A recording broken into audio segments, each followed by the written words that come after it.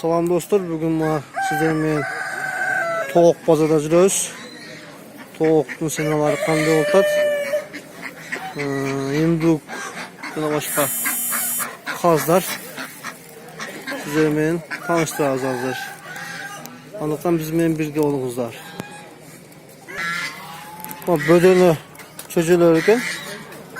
Bödönü çocuğları.